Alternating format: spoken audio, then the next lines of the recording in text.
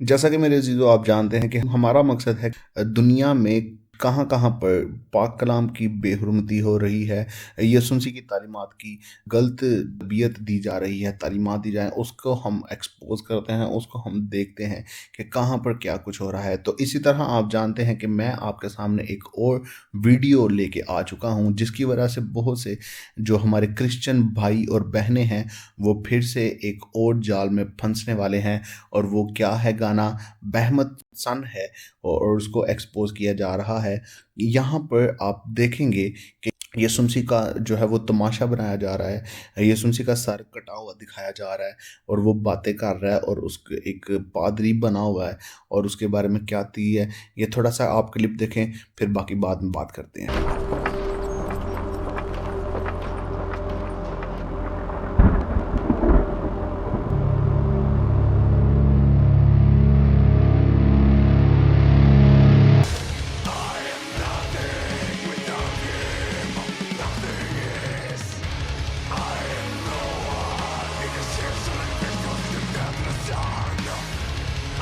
जैसा कि अभी आपने देखा, यहाँ पे एक पादरी बना हुआ है और एक इंसान है जो यीशु के नाम पर लोगों से हदिया मांग रहा है, फंड्स ले रहा है, उन लोगों को कलाम भी सुनाने की कोशिश कर रहा है।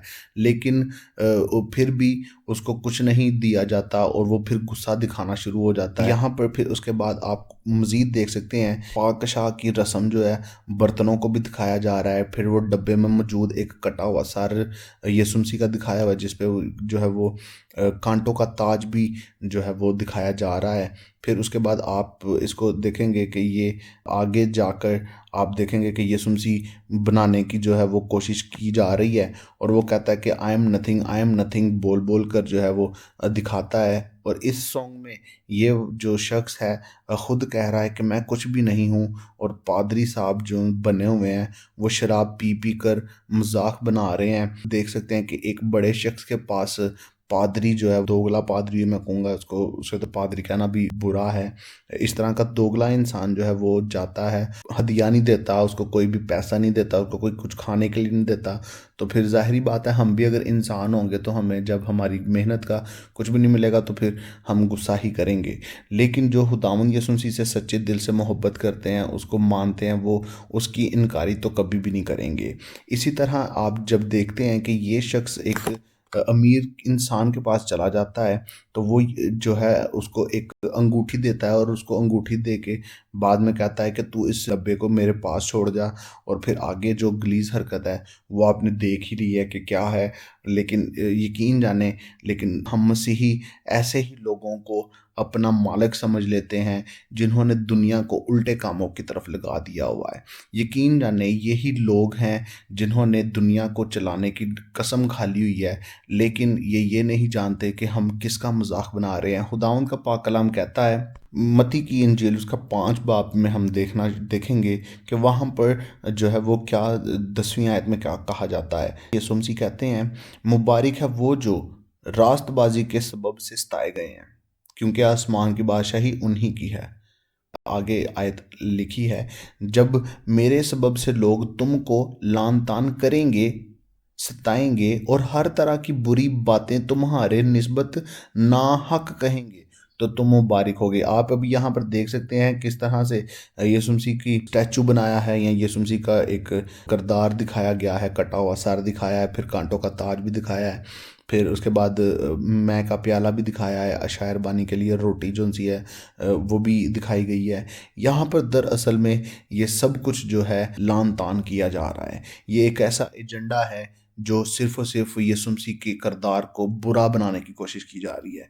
और हज़रत ईसा कह लें या यीशु मसीह कह लें, कुछ भी कह लें, आप अगर मुस्लिम भाई बहन मेरे इस वीडियो को देख रहे हैं तो आप इस चीज़ को देख सकते हैं कि सिर्फ़ और सिर्फ़ एक ही किरदार है, एक ही शख्सियत है जिसको हर वक्त नीचा दिखाया जाता है। और यहाँ पर जो उल्टी क्रास है उसको भी दिखाने का मकसद यही है कि ये सिर्फ़ और सिर्फ़ यीशु मसीह की ज़ात पर, मसीही कौम पर और यीशु मसीह के किरदार पर सिर्फ़ और सिर्फ़ उँगली उठाना चाहते हैं।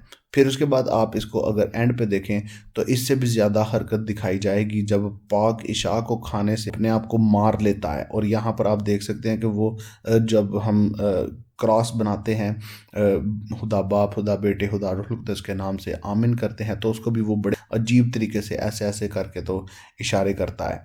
फिर उसके बाद अगर आप देखें तो पाकिशा को खाने से हम इंसान, अब हमारे गुनाहों की माफ़ी होती है। लेकिन यहाँ पर क्या इनका एजेंडा है दिखाने का? इनका एजेंडा ये है कि जब हम इस तरह के पाकिशा को खा लेते हैं तो हम अपने आप को मारने वाले बन जाते हैं, हम अपनी गर्दनें काट लेंगे, हम अपने आप को ज़ख्मी करेंगे, जबकि ऐसा होता ही नहीं है। हम तो अपने गुनाहों से निजात पा जाते हैं। और यहाँ पर ये देखने का मकसद यही है कि आप इसमें यही देख सकते हैं कि दूसरी कौमों के लोग जो उनसे हैं क्रिश्चियनिटी का मजाक बना हुआ देखेंगे, और यकीन जाने ये सिर्फ़ और सिर्फ इसी बात का निशानदही है कि वक्त बहुत नज़दीक है और हमें अपने गुनाहों से माफ़ी लेनी पड़ेगी। हमें यीशु मसीह से प्यार करना पड़ेगा, हमें यीशु मसीह की इज़्ज़त करनी पड़ेगी, क्योंकि हम यहाँ पर रहे हुए मालूम ना हो। हमें यहाँ से जाना है, हमें यहाँ से कूच करना है। मेरे भाइयों, मेरी बहनों, मेरे बुज़ुर्गों, हमें दुनिया की वर्गलाई हुई बातों में नहीं आना है। हमें दुनिया के इस प्रोपोगंडों को समझना है, क्योंकि हम खुदावंद के प्यार करने वाले हैं, हम खुदावंद के सूरमा हैं, हम खुदावंद के नजात याफ्ता लोग हैं। और मैं आपको यही बताना चाहता हूँ कि मुकाशफा की किताब में बहुत अच्छे तरीके से लिखा है कि यही मौका है जहानत का कि किस में हिकमत है। आज खुदावंद आपको एक बार फिर से मौका दे रहा है कि आप अपने आप को खुदावंद के हवाला करें, आप खुदावंद की नजात को समझें, आप खुदावंद के कफ़ारे को समझें, आप खुदावंद से मोहब्बत करें, खुदावंद से वफादारी में आए, खुदावंद से इंटीमेसी में आए और खुदावंद की नजात को अपने ऊपर लेते हुए यीशु मसीह की किताब हयात में अपना नाम लिखवाएं, यीशु मसीह के बरा की ज़ियाफ़त में शामिल होने वाले हों और खुदावंद के नाम को इज़्ज़त व जलाल देने वाले हों। जो लोग आज नए हैं वो भी कमेंट करें, और जो लोग आज यीशु मसीह को अपना निजात दहिंदा कबूल करते हैं वो भी कमेंट करें, ताकि हम उनकी वेल विशिंग कर सकें। God bless you all, God bless you all, आमीन।